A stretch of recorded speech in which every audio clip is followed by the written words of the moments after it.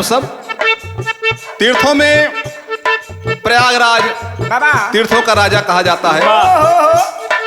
लेकिन जब वहाँ पाप धुलते धुलते प्रयागराज का पाप बढ़ जाता है, सबका पाप लेते हैं, अपना पाप धुलने आते हैं अयोध्या। अयोध्या धाम सभी धामों में बड़ा स्थान माना जाता है। भक्त का कहना है अवधपुरी की मिट्टी को चंदन समझकर मस्तक पर लगाना है। कहना है हर माथे चढ़ावा, हो माथे चढ़ावा, अवधपुर की माटी माथे चढ़ावा।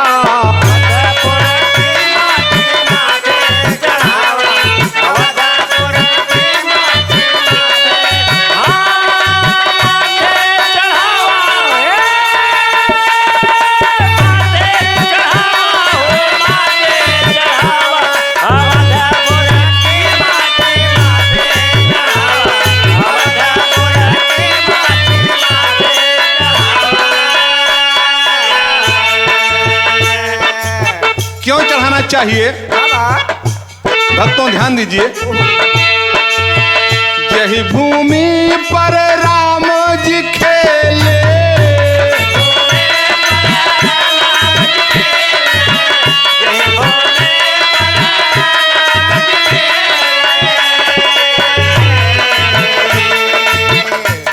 हर चंदन समझ करके तिलक लगावा, अवधपुर की माटी माथे चढ़ावा।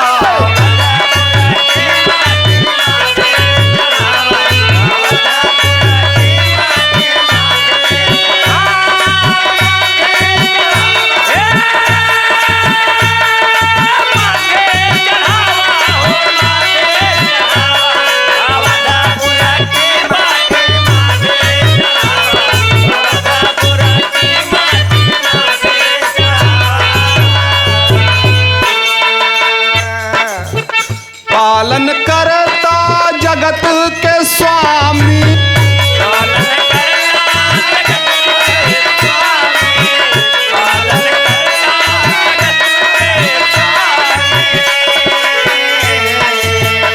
हरे हर पल जपो नाम जीवन बनावा, अवधपुर की माटी माथे चढ़ावा।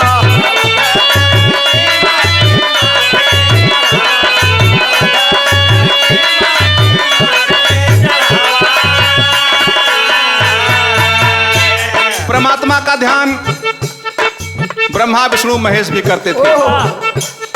आप लोगों ने सुना होगा नारद बाबा हमेशा नारायण नारायण करते रहते हैं। शेष महेश गणेश जी ध्यावे,